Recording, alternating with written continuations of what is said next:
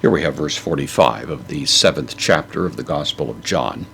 You may recall earlier in this chapter, verse 32, we learned that the ruling authorities, the rulers of the temple, the priests, the Pharisees, had sort of collectively united to send officers into the temple to arrest Jesus. He'd stood up, he was being disruptive. It's the last day of the Feast of Tabernacles, and they wanted these officers to arrest Jesus, to bring him to give an account for himself before these who are the religious authorities. And now we come back to that theme in verse 45 after there's been some extended discussion of the fact that Jesus has been carrying on this ministry. He's been preaching, he's been dividing the crowd, he's been leaving even the leaders who happen to be present there and witnessing this somewhat in a state of confusion as to just what to make of him and what to do about him. And now we pick up that story beginning in verse 45. Eilthon, this is from erchomai, which means I come or I go, a second aorist.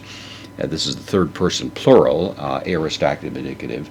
They came, un, therefore, postpositive, hoi huperetai.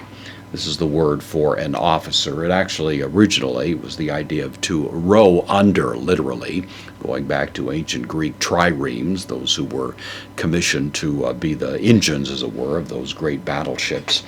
But now it's evolved to the point that it simply means an officer, someone sent with some kind of official duty. So, hoi huperetai, the officers came, therefore. Pros, the preposition means to or toward. Pros tus archiores, to the high priests.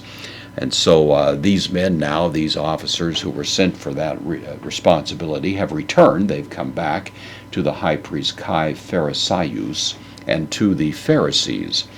And then we hear akenoi in the nominative, these men, referring in this case to the high priests and the Pharisees.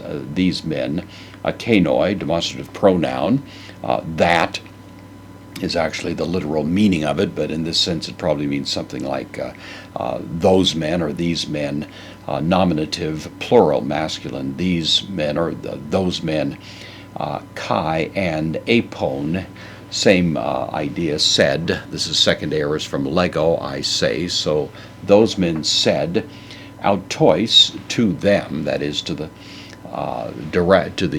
officers who had been sent. The question, dia, takes the genitive or the accusative. It's the accusative, which goes along with the interrogative pronoun ti, on account of what, or on account of why, or simply why.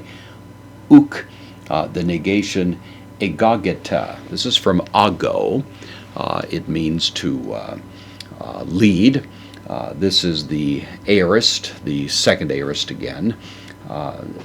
Second person aorist active indicative. So why did you not lead him, meaning in this sense bring him? Why didn't you bring him? Why didn't you arrest him?